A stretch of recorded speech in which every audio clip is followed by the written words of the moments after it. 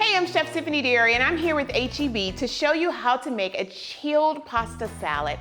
This is not an ordinary pasta salad. This is Israeli couscous and olives, cucumbers, tomatoes, a beautiful light vinaigrette. So when you're thinking about pasta salad, they're usually kind of one tone. Sometimes you have creamy, sometimes you have vinaigrette, but this right here has cucumbers and lots of feta cheese and fresh herbs like dill and parsley. So it's light, it's flavorful, and it feels good eating it. The thing about cooking Southern food is that really Southern is about wherever you're located. It's very regional. It's about the ingredients that you have in your home. Folks from Louisiana cook very different from folks from the Carolinas. So it's really about just taking those flavors that you love and mixing them together. And that's what we've done here. I have a love for feta, and a lot of times you find it in Mediterranean cooking. And I just remember as a girl growing up, my mom would make that cucumber tomato salad, and it would have tons of vinegar and black pepper and salt and garlic. And so we've kind of melded those together with some other flavors. So let's get started with making our chilled pasta salad. We have some Israeli couscous, and you can tell here that it's a little bit brown. This is still a pasta, but I've toasted it so that it adds a little bit more flavor. And use the directions on the box because every manufacturer does it a little bit different. The other thing we're gonna use is English cucumber. So this cucumber has no seeds, and it's very, very thin, the skin, which makes it perfect for a pasta salad. All we're gonna do is cut it up into nice chunks. Don't worry about here, this is what I call the rustic cut, right? So you don't have to worry about making it a perfect cut. You want it to be a little big. We got a few runoffs, but that's okay. And this goes straight into our bowl.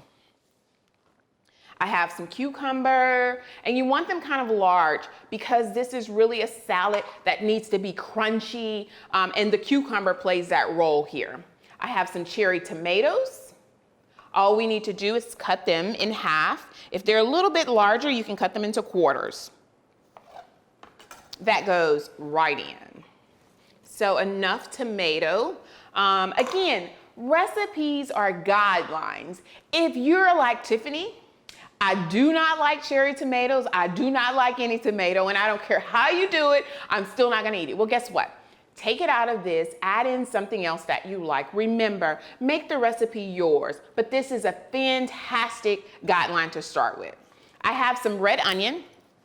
What we're gonna do is julienne it. I only need a little bit of this. I'm gonna leave it raw, and I love sort of that freshness, that crunch that you get with keeping the onion raw into the salad. Onion has a layer of skin, just take that right on off, and then you're left with the beautiful color of red onion. I'm just gonna take it and go straight down, and this is called a julienne.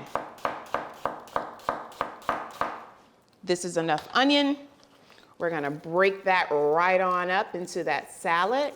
This is like one of those no fuss type of recipes, easy, flavorful. Look at the colors. That's something else you want when you're doing any kind of pasta.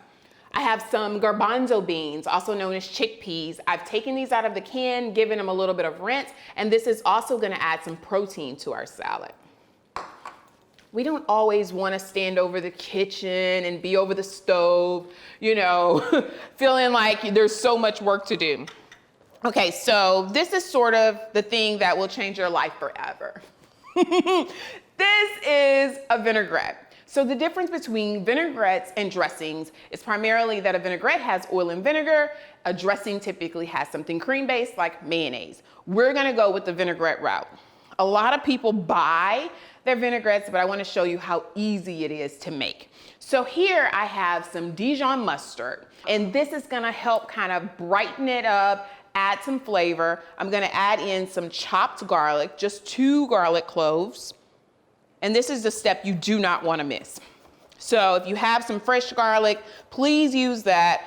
This is definitely a superior product when you're talking about simple ingredients that add flavor. You wanna use the fresh garlic. Garlic powder just won't be the same. So just chop it up. a little bit more. I'm gonna go just a little bit finer so that I don't have too many chunks in the vinaigrette. And this is actually called mincing if we want to be really technical. Okay, so chopped up 2 garlic cloves go into my Dijon mustard and a half of lemon. Remember, every time that we're using a lemon, we want to roll it on the board to activate those juices, and it makes it so much easier when it's time to squeeze it. You see that? Look at all that juice. Easy. I don't even need a machine to do this. I'm the machine. Here we go. Okay, so now we're gonna add in vinegar because we always need a vinegar in our vinaigrette. That's the base, right? So I'm using just a white wine vinegar, about 1/4 cup here. And so you notice I used vinegar and lemon juice. A little bit of both really, really brings out the flavor for vinaigrettes. And then here I'm just gonna use some olive oil. 1/2 cup of olive oil, some black pepper, and a touch of salt. Not too much salt because we do have feta and we have a little bit of olives that's gonna go in here, so we don't need to put too much. Now, you can do this with a mason jar. You can also just take a whisk and mix it, but I find it so much easier just to give it a shake. And then when I'm finished, if I didn't use it all, I just put it in the refrigerator and use it for another salad. And if you make a nice larger amount, you can use it all week. It's like the gift that just keeps on giving. So our vinaigrette is done. It is nice and creamy, which is something you don't always find in a vinaigrette. I think that's what makes this very special.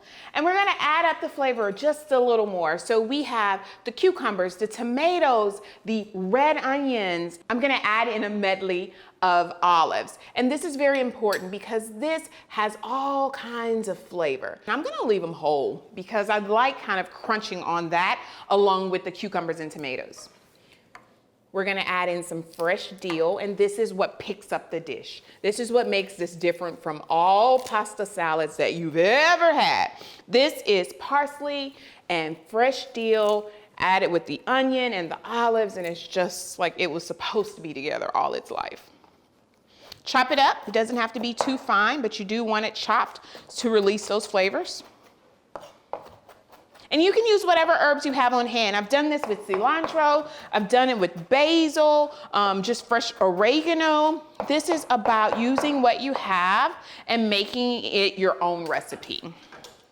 Again, all of those fresh herbs to boost this flavor.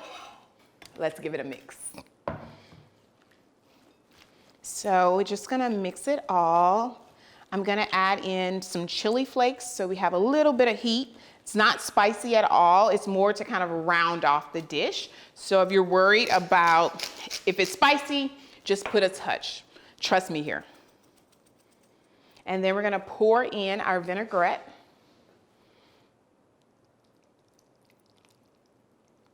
I'm gonna start with half and see where we're at, and I can always add more. So the rule of thumb is I can always add, I can't take it away. So start with a little bit, see where you're at, if you need a little more, and if you need it, add it. And how do you know? You taste it, that's what you do. Does it taste good to you? Do you feel like it needs more lemon? Okay, do you feel like it's a little flat? If it feels flat, add acid, add a touch of salt, but be careful with the salt because we're gonna add in some feta cheese too. And that just goes right on at the top.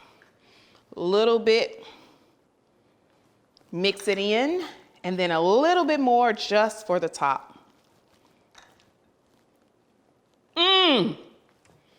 Now that's how you do a chilled pasta salad. And that's it. This chilled pasta salad is so easy, so flavorful, and I'm just gonna have to dig in here just a little bit, just to taste, just to make sure. The cucumber, the dill, the fresh parsley, and all the olives are just fantastic together. It's bright, and the toastedness of the couscous feels hearty. So this is a dish that you definitely can do by itself, or you can have it with a side if you want to grill a meat, some chicken, some fish, whatever it is you want to do to add with it. But this is what I eat at home. when I'm just snacking and I want something light and fresh, I pull it out of the fridge, get a nice little bowl, and it keeps me fueled because it has the chickpeas, which also has a lot of protein. But if you're ever in the Austin Mueller area, for sure, you have to come check us out at Roots Chicken Shack inside the H-E-B. We're super excited to serve you, and we can't wait to cook some more of our Southern dishes just for you.